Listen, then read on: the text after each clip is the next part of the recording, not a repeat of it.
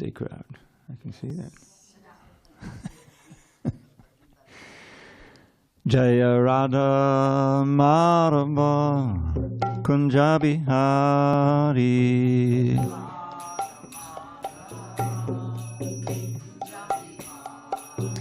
Jaya Radha Madhava Kunja Bihari.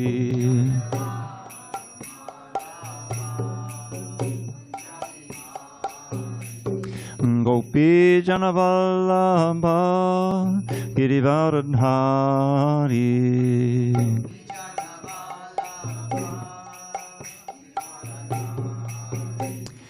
Gopi Janavallabha Girivardhari.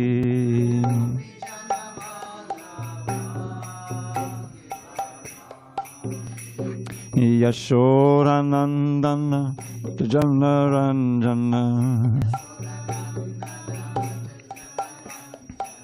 Yashodanandana Janaranjana. Yamuna Tiravanachari. Yamuna Tiravanachari. Hare Krishna, Hare Krishna, Krishna Krishna, Hare Hare, Hare Rama, Hare Rama, Rama Rama, Hare Hare.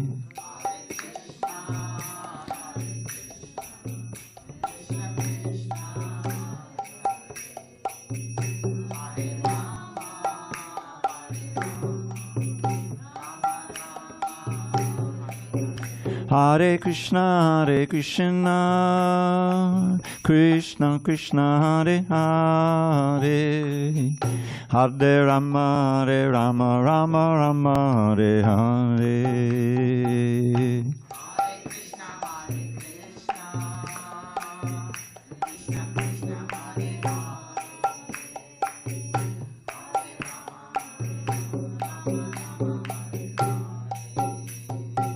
Hare Krishna,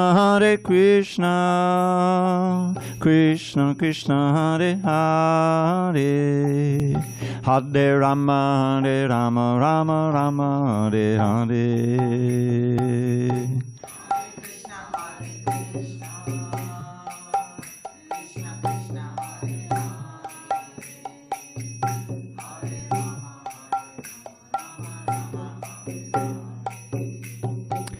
Jaya Radha Madhava Kunja Bihari.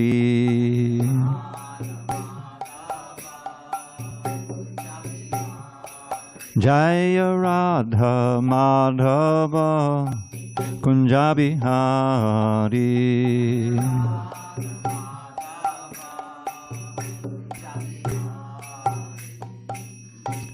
Jai Om Vishnupad Paramahansa Parivajagacharya Ashtotar to the Sri Srimad, His Divine Grace, Srila A.C. Bhaktivedanta Swami Prabhupada Ki Jai.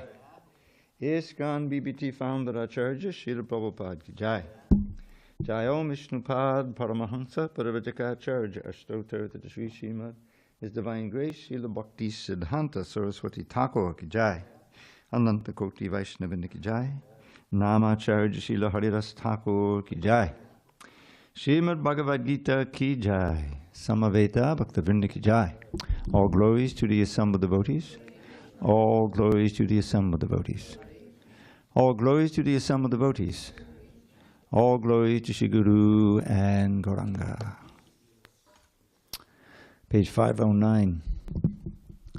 Om Namo Bhagavate Vasudevaya.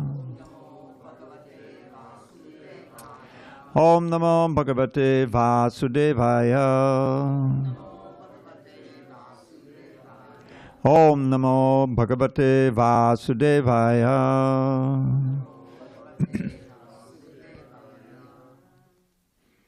On this 18th day of September 2024 in San Diego. We're reading from Srimad Bhagavad Gita as it is, translation and commentary by His Divine Grace, A.C. Bhaktivedanta Swami Prabhupada.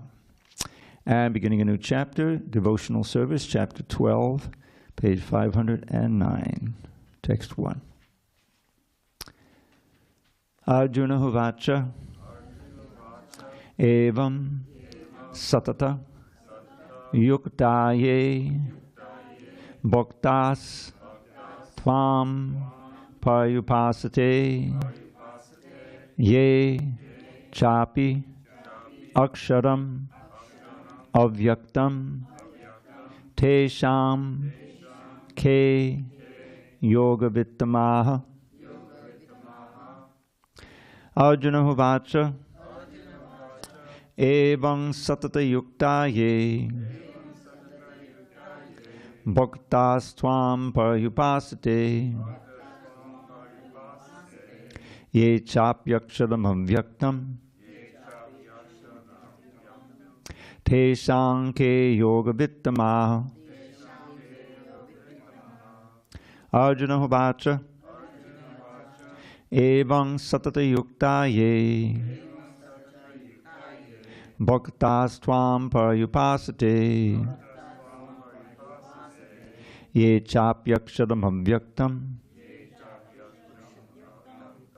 Tesham Ke Yoga Vittamaha.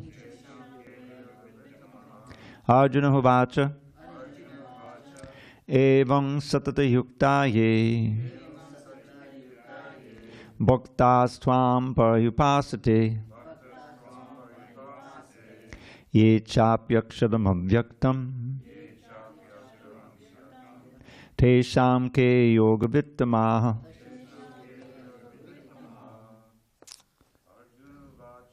Arjuna Vacha Evam Satata Yuktaye Bhaktas Tvam Parayupasate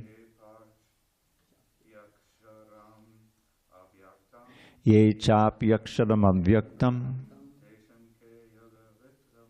Tesham Ke Yoga Vittamaha. Ladies. Arjuna Hovacha Evam Satata Yuktaye Bhaktas Tvam Parayupasate Ye Chapyaksharam Avyaktam Tesham Ke Yoga Vittamaha. Anyone else? Go ahead. Arjuna Vacha. Arjuna Vacha Evam Satata Yuktaye Bhaktas Tvam Parayupasate Ye Chapyaksharam Avyaktam Tesham Ke Yoga Vittamaha. Okay, so I'll just read through the word by words. You can read along. Oh, you want to try? Go ahead. Arjuna Uvacha Arjuna Vacha Evam Satata Yuktaye Evam Satata Yuktaye Bhaktastam Pariyupashate Bhaktas Tvam Parayupasate Ye Chapi Aksharam Avyaktam Ye Chapyaksharam Avyaktam Tesham Ke Yoga Vittama. Tesham Ke Yoga Vittamaha. Okay. Anyone else? No. Okay, I'll just read through. Arjuna Vacha, Arjuna said, Evam thus satata, always yuktaha, engaged, yea, those who, bhaktaha, devotees, tvam, you, payupasate, properly worship, yea, those who, cha, also, api, again, aksharam, beyond the senses, avyaktam, the unmanifested, tesham, of them, ke, who, yoga vittamaha, the most perfect in knowledge of yoga. Translation. Arjuna inquired, which are considered to be more perfect, those who are always properly engaged in your devotional service, or those who worship the impersonal Brahman, the unmanifested? Purport. Krishna has now explained about the personal, the impersonal, and the universal, and has described all kinds of devotees and yogis. Generally, the transcendentalists can be divided into two classes. One is the impersonalist, and the other is the personalist. The personalist devotee engages himself with all energy in the service of the Supreme Lord.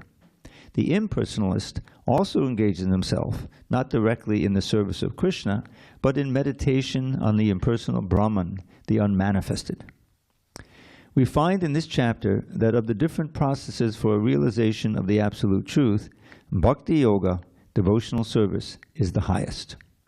If one at all desires to have the association of the Supreme Personality of Godhead, then he must take to devotional service. Those who worship the Supreme Lord directly by devotional service are called personalists. Those who engage themselves in meditation on the impersonal Brahman are called impersonalists. Arjuna is here questioning which position is better. There are different ways to realize the Absolute Truth. But Krishna indicates in this chapter that Bhakti Yoga, or devotional service to him, is the highest of all. It is the most direct, and it is the easiest means for association with the Godhead. In the second chapter of the Bhagavad Gita, the Supreme Lord explained that a living entity is not the material body. He is a spiritual spark. And the Absolute Truth is the spiritual whole. In the seventh chapter, he spoke of the living entity as being part and parcel of the Supreme Whole, and recommended that he transfer his attention fully to the whole. Then again, in the eighth chapter, it was said that anyone who thinks of Krishna at the time of quitting his body is at once transferred to the spiritual sky, to the abode of Krishna. And at the end of the sixth chapter, the Lord clearly said that of all yogis, one who always thinks of Krishna within himself is considered the most perfect. So in practically every chapter, the conclusion has been that one should be attached to the personal form of Krishna, for that is the highest spiritual realization. Nevertheless, there are those who are not attached to the personal form of Krishna. They are so firmly detached that even in the preparation of commentaries to the Bhagavad Gita, they want to distract other people from Krishna and transfer all devotion to the impersonal Brahma Jyoti. They prefer to meditate on the impersonal form of the Absolute Truth, which is beyond the reach of the senses and is not manifest. And so factually, there are two classes of transcendentalists. Now, Arjuna is trying to settle the question of which process is easier and which of the classes is most perfect. In other words, he is clarifying his own position because he is attracted to the personal form of Krishna. He is not attached to the impersonal Brahman. He wants to know whether his position is secure. The impersonal manifestation, either in this material world or in the spiritual world of the Supreme Lord, is a problem for meditation. Actually, one cannot perfectly conceive of the impersonal feature of the Absolute Truth. Therefore, Arjuna wants to say, what is the use of such a waste of time? Arjuna experienced in the 11th chapter that to be attached to the personal form of Krishna is best because he could thus understand all other forms at the same time, and there was no disturbance to his love for Krishna. This important question asked of Krishna by Arjuna will clarify the distinction between the impersonal and personal conceptions of the Absolute Truth. Om Jnana Timirandasya Jnanandana Shalakaya Chakshu Unmilitam Yena Tasmai Shri Gurave Namaha. I was born in the darkest of ignorance, but my spiritual master Srila Prabhupada opened my eyes with the torchlight of knowledge. I offer my humble obeisances unto him and all members of Sri Parampara. So, as you read Srila Prabhupada's books, you'll find many passages in which there's a debate or a conflict between the impersonal and the personal. I'm thinking of chapter 7 of the Adi Leela of the Chaitanya Charitamrita.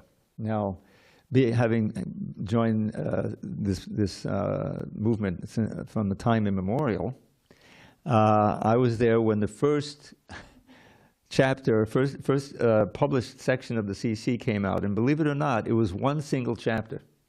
It wasn't the first book of the Adi Leela. It was chapter 7 of the Adi Leela, called the Lord and Five Features. I think it's describing the Pancha Tattva. Those who know a little bit about the mantras we chant, Pancha Tattva means five truths, and it refers to Lord Chaitanya, Lord Nityananda, Advaita, and Srivas, Thakur, and Gadadhar. And we'll sing that later, the mantra to them. Which, by the way, I learned fairly recently was written, the Panchatattva mantra, by Jagannath Das Babaji. Yeah.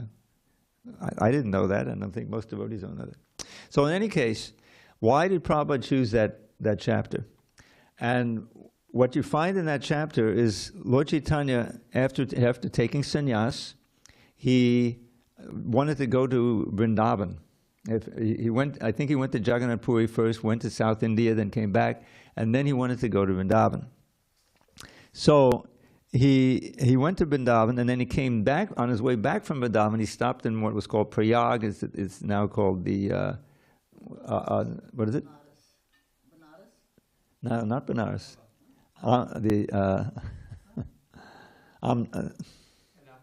Allahabad. Thank you. Sorry. So, and there he taught Rupa Goswami. Then he came to Benares and Kashi.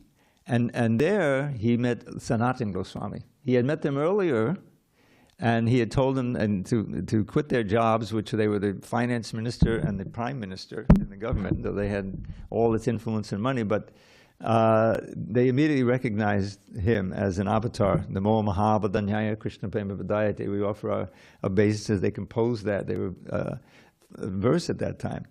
We offer obeisances to the most munificent avatar of Krishna. He is Krishna himself, although he appears in this golden form, and he's giving the greatest gift. Why is he most magnificent? He's giving prema.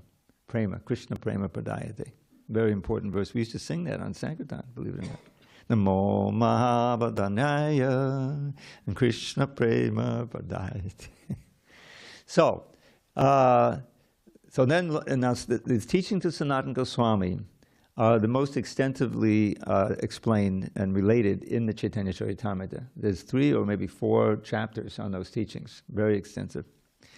And it comes after Lord Chaitanya's, no, I think it's before his a meeting with Prakashananda Saraswati.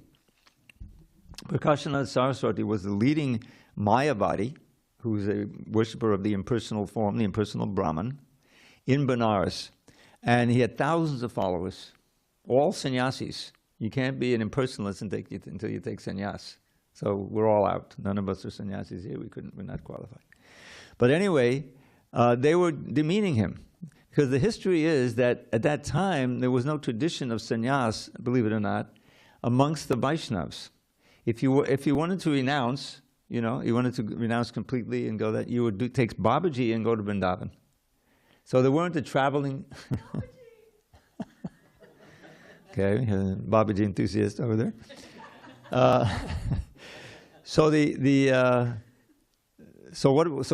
Lord Chaitanya wanted to preach. The sannyasi is meant for traveling and preaching, you see, not just for retiring for his own bhajan.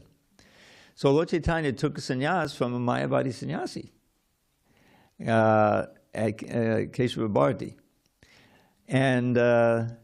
But of course, he's not a Mayavadi. He's Lord Chaitanya is preaching bhakti. So he was traveling that, and he went to Benares, and he was on the street doing mass sankirtan, dancing and chanting. But the tradition is for the Mayavadis, they just study the Vedanta Sutra. That's their basic sadhana. They get together. I don't know if they sing anything. I doubt it. They get together and start, taking apart these little sutras and speaking all this stuff. And they have a very important book called the Sharirika Bhashya, which is the Shankaracharya's commentary on the Vedanta Sutra. Now, Vedanta Sutra, for those who are unfamiliar, a sutra is a little aphorism, very, very compact. And I'll give you some samples. The first sutra in the Vedanta. Now, Vedanta, it's not an accident that Prabhupada's name is Bhakti Vedanta, and I'll explain that in a minute. Veda means knowledge in general. And those 4 main books of the 4 Vedas are known. The Rik Samatarva and Rik Samatarva and I forget the other one. What is it? Yajur. Thank you.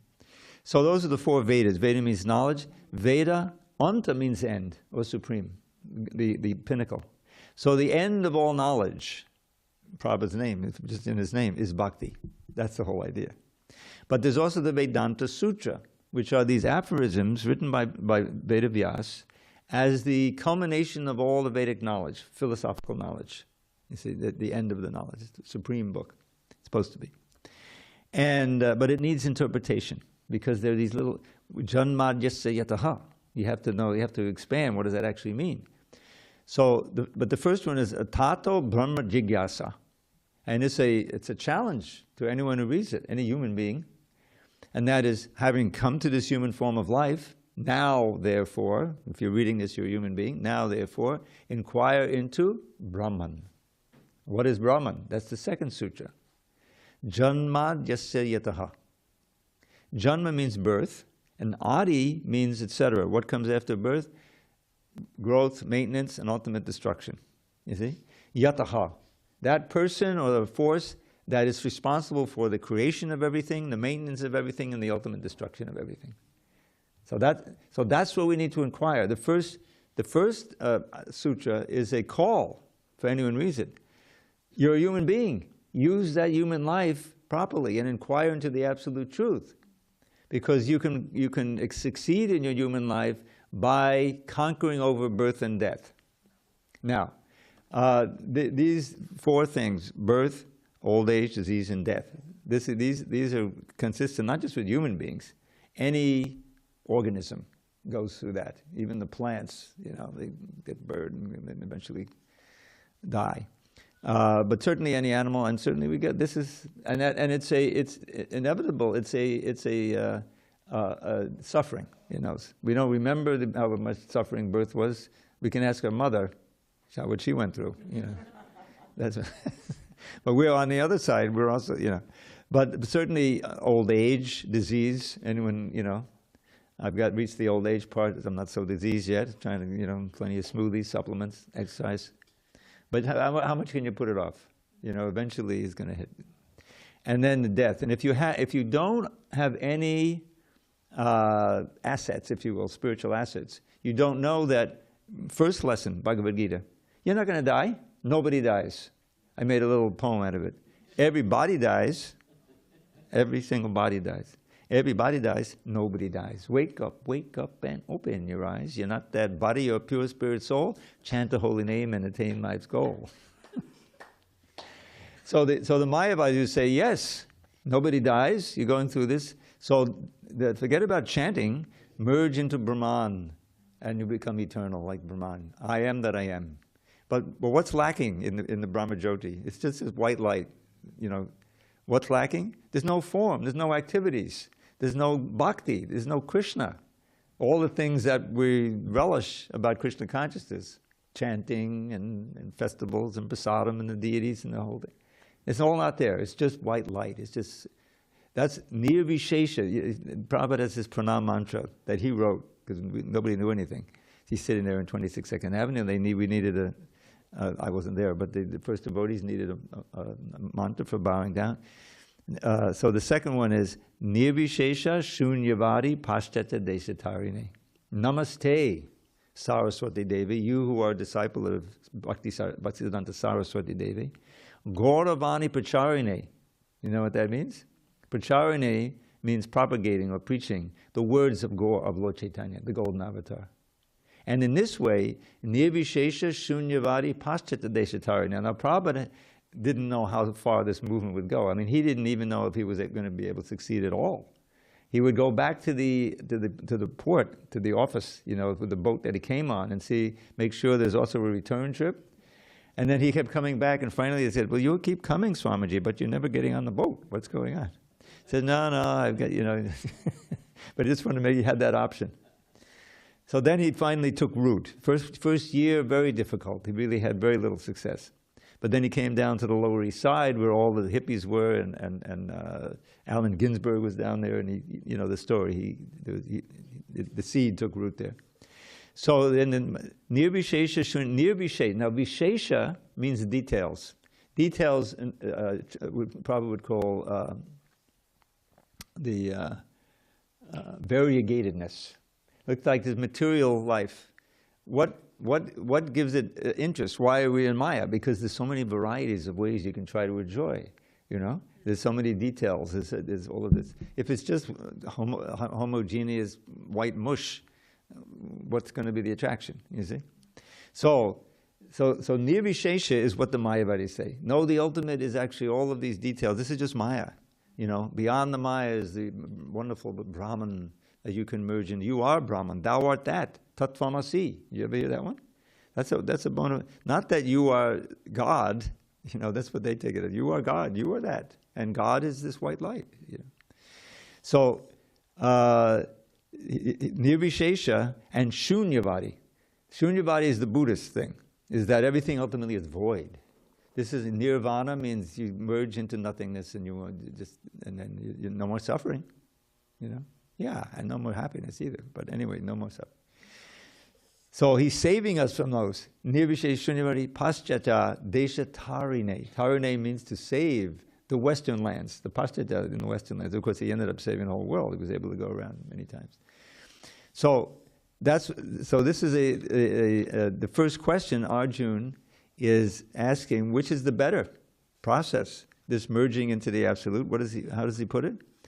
Aksharam avyaktam. Avyaktam means beyond the senses, the unmanifested. You see, this is the Brahmajyoti. Is that the best, or bhaktas, or is it the devotees who properly worship you? Are they the best, or those who worship the unmanifested, the impersonal? So it's a question: which is better, Mayavad or bhakti? And I guess we can figure out what the answer is, since the title of the chapter is devotional service. So if there's any question or comments, we can try to answer them. Otherwise, we'll go on. Okay. Buddha believed in impersonalism. I'm sorry? Buddha believed in impersonalism. Yeah, but the thing is, the difference is that the Mayavadis believe in something. There's Brahman, it's substance. That the Buddhists say ultimately, the ultimate thing is this nirvana. You don't exist. You just merge into the void. And see, no more suffering, no more birth, old age. Yeah, thanks a lot. What about, so then what's the fun in that? We don't want, it's like someone's in the hospital. Imagine that you break your leg or something, and you're in an accident, and you're laid up in traction for weeks, So you're in the hospital, and it's so inconvenient. You can't, you can get on your phone, but you really can't do anything. When am I going to get out? When am I going to get out? Finally, you're cured. You're able to get out. And said, oh, thank God, I'm out of the hospital, no more suffering. And you just sit down on the curb, I'm free. No, you go back and resume your old life, right? It's not just lack of suffering that you want. You want positive happiness, bliss, right? Bhakti rasa. That's the thing we're really hankering for. And we have a form in which we engage in a perverted reflection of it. That's sense gratification, which is temporary. This is a verse that's like a theme of these classes. I practically quote it every class. My notes, she's always there. Chad knows, maybe. Yehi sang sparjaja boga dukkha yonaya evate. Adyantavantam koteya nateshu ramate buddha. This is 5:22. So what is he saying there? This is a very important teaching. Some sparjas of boga, the enjoyment, boga, of the senses contacting the sense objects. And that includes the eyes, the ears, the mind, it can just be in your mind. It can be a very wonderful experience, movie or something. So all of these, that boga, or every one of them, dukkha yoneve, is the origin of all miseries. Oh, thanks a lot. I mean, that's the only way I know how to enjoy. Now you're saying it's the source of my misery? Yes. But then he says, dukkha adyantavanta konteya nate tush ramate buddha. Buddha, the intelligent. So the translation is, those who are intelligent do not partake in the pleasures that are derived from the senses contacting their objects. O son of Kunti, that's Arjuna, O son of Kunti, such pleasures are the sources of all misery and have a beginning and end, and so the wise do not delight in them. So then the next question is, well, what do they delight in? In other words, do they just not enjoy it all? Is that what the wise do? No way. Previous verse says, what is it? Bhayasparsheshu asaktatma vindatyatmadiyat sukham sab brahma yoga yuktatma sukham akshayam ashnute. That's the punchline. This is the sukham is happiness. Akshayam, akshaya means that which is not destroyed. Sukham akshayam ashnute. Those who are wise, they abjure, they renounce this sense gratification. Bhayasparsheshu asaktatma, they're not attracted. Asaktatma vindatyatmana yatsukam, they enjoy the happiness within, meaning that the soul contacting the super soul, contacting Krishna, you see? Sukhamakshama sa Brahma Yoga Yuktatma. Now here Brahma doesn't mean the Brahman, the impersonal Brahman. It means the Param Brahma, it means Krishna, God within the heart. He's within our heart everywhere. So Brahma Yoga Yuktatma, linked to Supreme Brahman Krishna through yoga. What kind of yoga? Bhakti yoga. You see? The yoga of devotion. Brahma yoga. Sukhamakshayam ashnate. They enjoy unlimited happiness. That doesn't, unlimited, that's over expanding and doesn't end. Where is that in the material sphere? It's not, it doesn't exist. Our senses are limited, our mind is limited, time is limited. We just, in the previous chapter, we learned Kalo, Smiloka, Chayakrit, Pravidho. This was the form, the universal form. Arjuna is trembling in fear. This is not my Shamasundar. Who is this universal form? All that within his, he saw the vision of him crushing in his jaws the heads of all the soldiers, not just the other soldiers, but his own soldiers. So what's the point of him leaving the battlefield to try to preserve the life of Bhishma Dev and Dronacharya? He said, if you leave, they're going to die anyway. It's my plan. So you just take part in the battle. You know, this is the whole idea is to get Arjuna to fight, which he does at the end. So anyway, it's not bound by time, the pleasure. That's the whole point, is that we as spiritual beings, we were never born, never die, we exist eternally. And we're part and parcel of Krishna, and we have our own spiritual form that is now forgotten, covered by very unlimited material forms, you see, in our Mayak state. Because our attention, we forgot Krishna and we're absorbed in the dualities of this world. So we need, the whole point of bhakti is to turn back toward Krishna. You see, Krishna manifests himself, in this age especially as the holy name, but also as the acharyas, as the books, as the deities, as the prasadam, as the association. All of these are Krishna's inviting us. He's reaching out to us. He says, listen, this is where you'll be happy. Just revive your original loving relationship with me and act in that relationship. Yes, you're going to leave this body, but you'll be able to do so in a very, very calm and hopeful frame of mind. Believe me, I know from experience. I worked in a hospital back in 1971-72 as an inhalation therapist in a hospital. It means the one who brings the oxygen, 999, or 9, is it 999? Yeah, I think it's 911 is 999. And so, oh, we got to run. You know, we run out there, someone has got a heart attack, pump, pump, pump, you know, and try to. And I saw so many people die. Mostly they're sedated, those who are, you know, long-term patients, because they're so freaked out. They don't, there's so much anxiety, you know. But that's the worst thing. You want to be fully conscious at that time and able to think of Krishna. But I also have seen devotees die in a different way. Surrounded, maybe in a hospital, but surrounded by devotees chanting Hare Krishna. And in many cases, not always, but many, you know, it's always different, but in some cases they're completely relaxed. And we had recently two very wonderful devotees, recently, the last couple of years, Vijendra Nandana and Shamali. Shamali is Yamunapati's daughter and Parashakti. And anyway, so it's a long story. She was she grew up, I mean, when I moved here, I was living on Grand down here with my roommate, Gangeya and Divyagan. And Yamunapati was right across the way, you know. There was a little courtyard inside, off the street.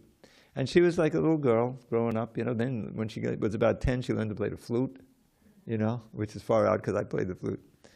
And then she grew up and she went to UK, she went to school there, and she went on the Polish tour. Those who know, you know, with Indradyumna Swami, I don't know if you know that. Every year he has a whole festival tour on, I forget what the sea is there, but but it's on the ocean, you know, and they're going down. And they're very well known. I mean, he told us, he's been doing it for 20 years or more. And the Poles love it. I mean, now they know. Before it was very strange. What is this? Because they're very Catholic. But now they're welcomed and they fill stadiums. And she went on that tour and she got back into her devotional life and she took initiation from Indradumna Swami. When she was ready to pass away in Alachua, she had cancer. This is a few years ago. He would call her from Vrindavan and get on the phone, I don't know, for a half hour at a time, encouraging her and preaching to her and so forth, So then we had a very wonderful service for her, after she had passed. And Yamunapati was there. And it was wonderful hearing all about her. There was a whole website set up. And he described how when the final moment came, she was very, very peaceful. And it was just like the Vaikuntha airplane came and she peacefully got on it and just went away. Yeah. So this is the difference. The final exam, we're all headed toward the final exam, right? So we want to be able to think of Krishna at that time. And that will be possible if we cultivate Krishna consciousness throughout our life. And we actually follow. So Arjun's question is very important. Because the assumption is, well, we need to have some process of transcendence. So which is better? He's asking, so we'll get the answer. Which is better, the impersonal or the personal? And Krishna will give an answer that is about as unequivocal as you can possibly have. He doesn't beat around the bush. All right, let's go on. Shri Bhagavan Uvacha Maya Veshamano Ye Mam Nityayukta Upasate Shraddhaya Parayopetas Te Me Yukta Tamamataha. The Supreme Personality of Godhead said, those who fix their minds on my personal form and are always engaged in worshiping me with great and transcendental faith are considered by me to be most perfect. Purport. In answer to Arjun's question, Krishna clearly says that he who concentrates upon his personal form and worships him with faith and devotion is to be considered most perfect in yoga. I'm gonna have to get a little water here. Oh boy, no, that's all there is, a little bit.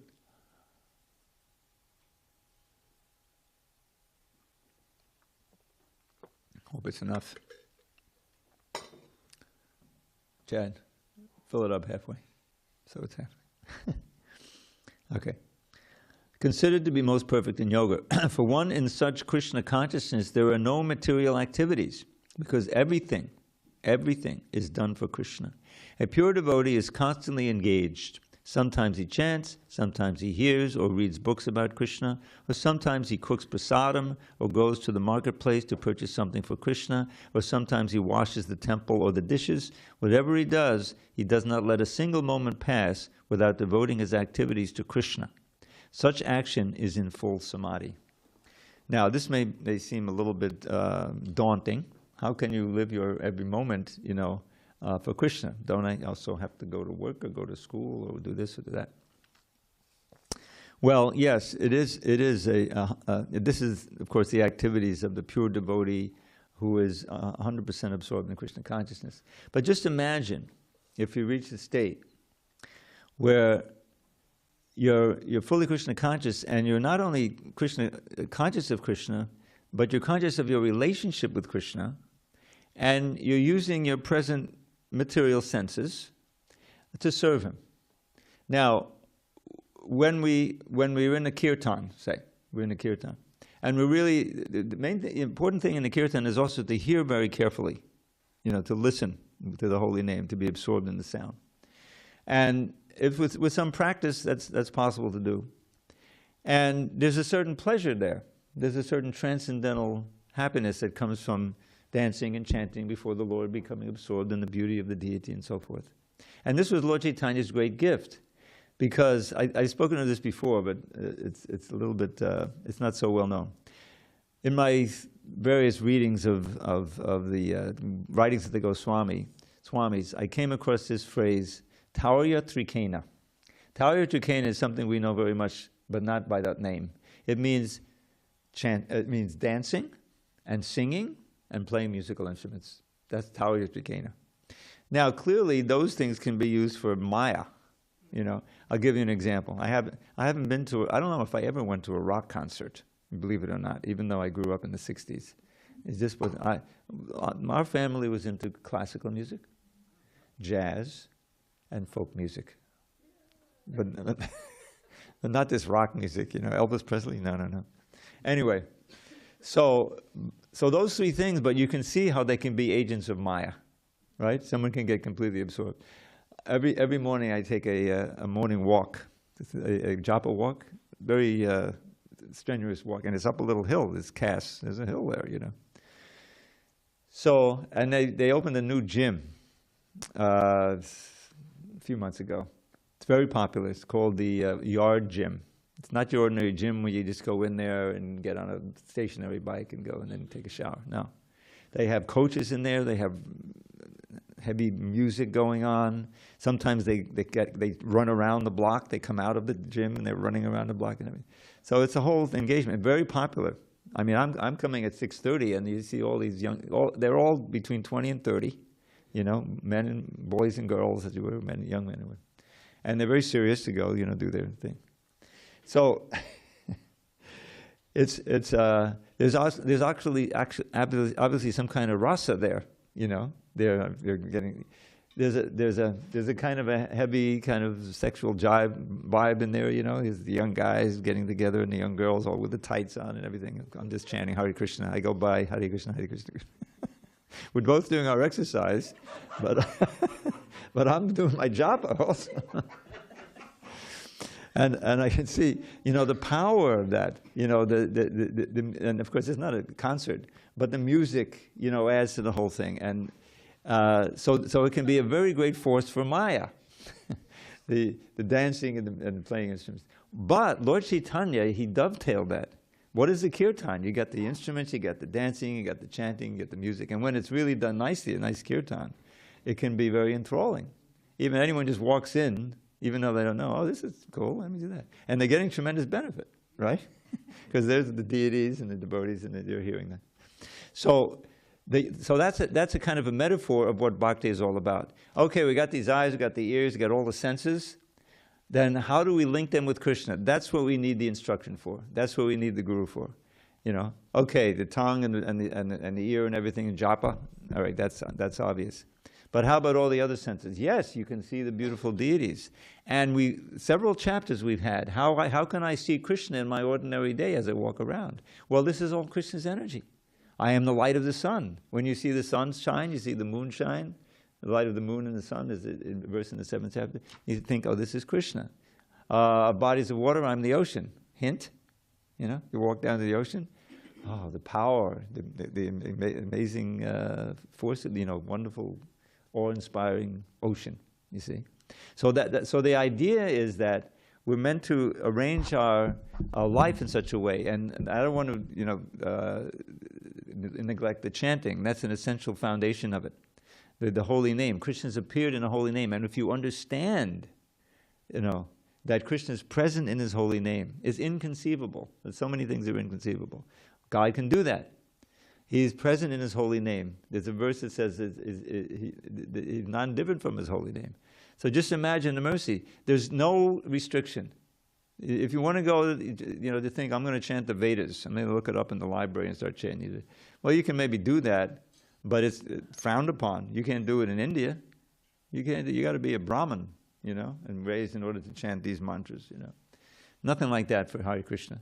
Anyone, any place, anytime. You can't go into you shouldn't go into the bathroom and chant any Bhagavad Gita verses, okay?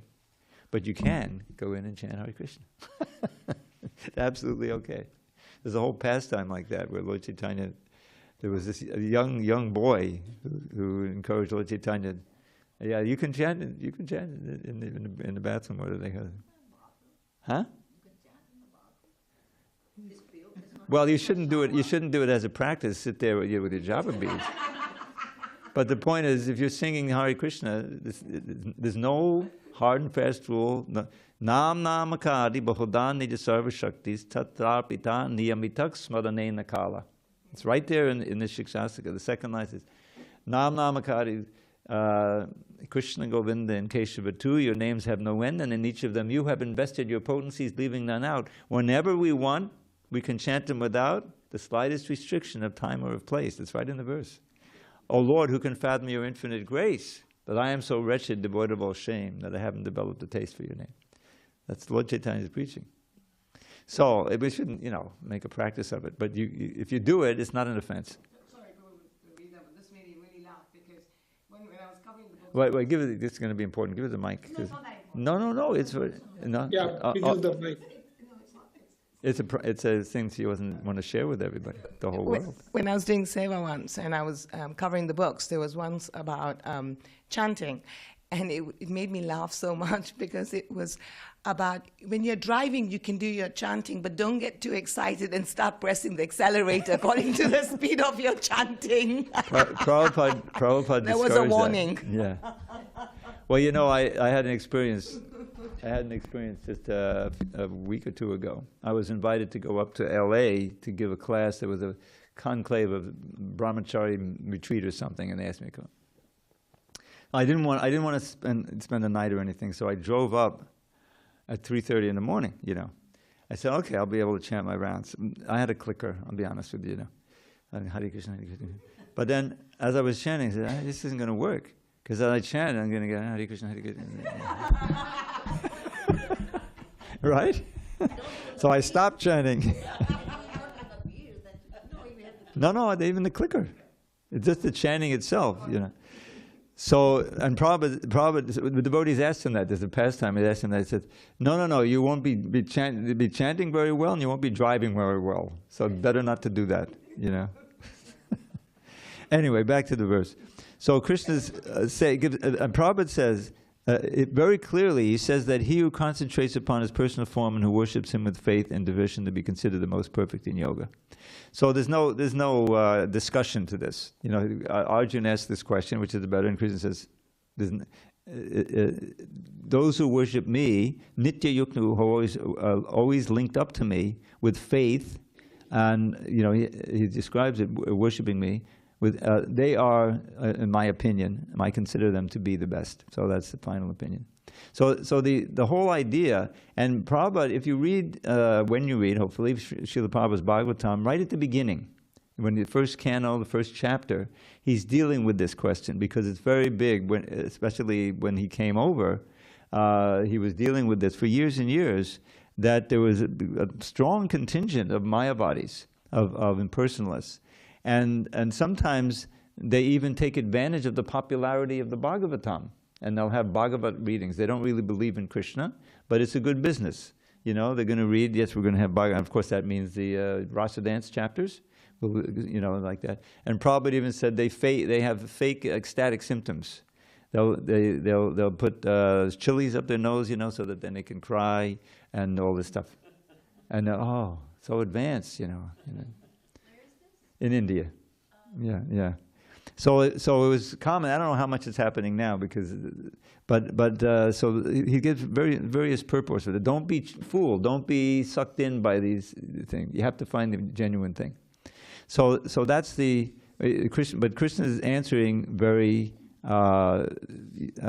distinctly here that the best are those who fix their minds on my personal form, are always engaged in worshiping me. And the rest of the chapter, actually, the next 2 or 3 verses, he will explain the difficulty of trying to meditate on something impersonal. Can you imagine?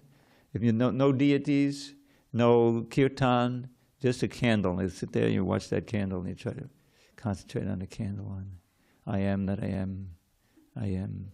I exist.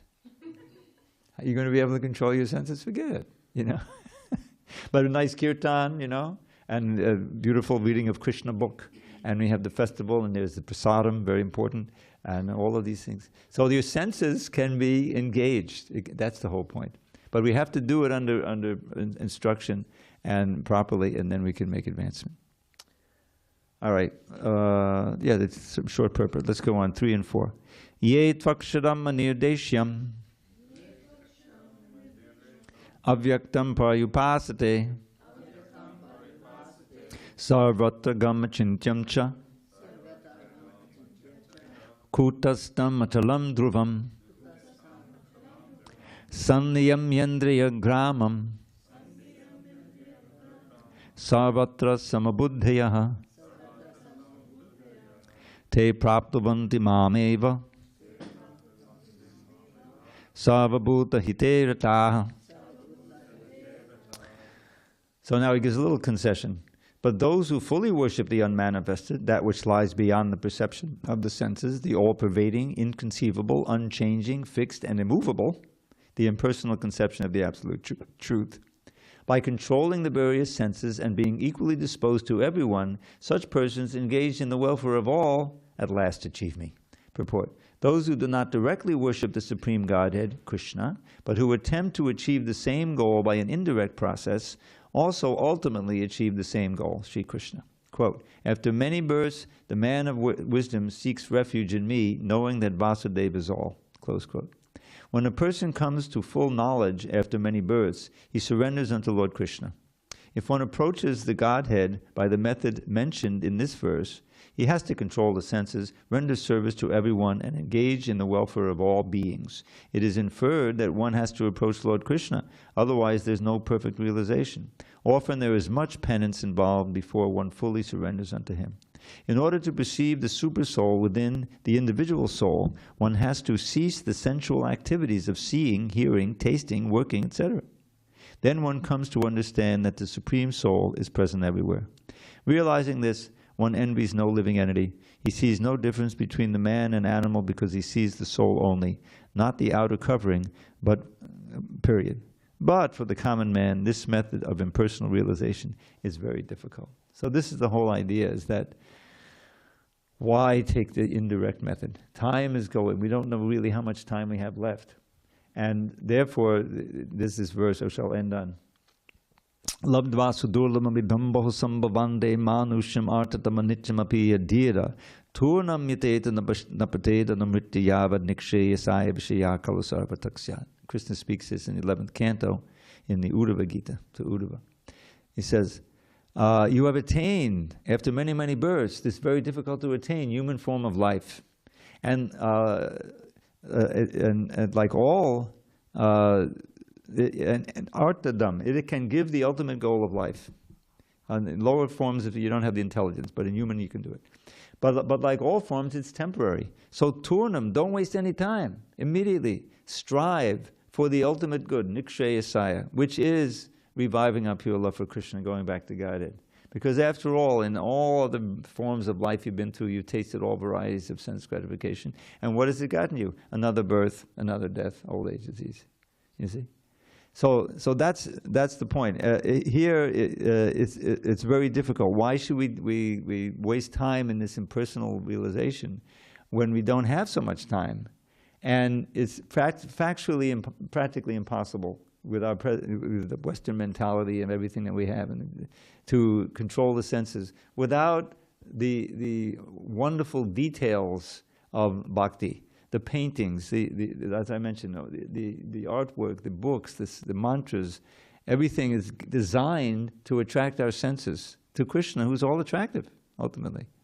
So it's a culture, yes, and yes, we may not be able to do it in one lifetime, but we can make progress.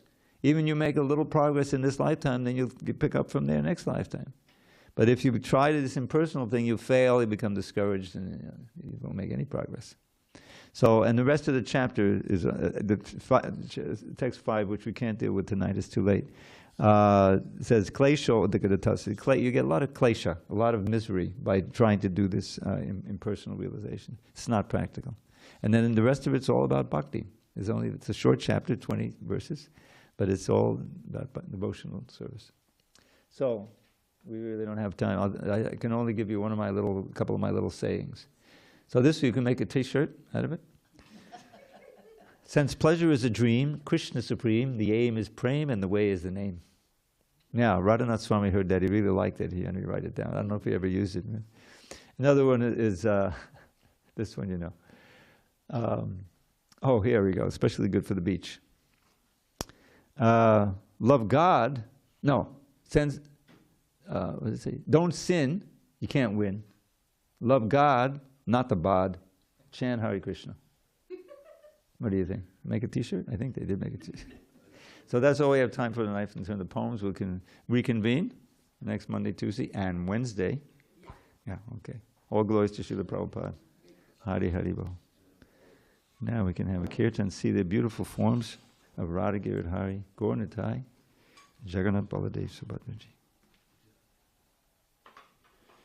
Oh boy.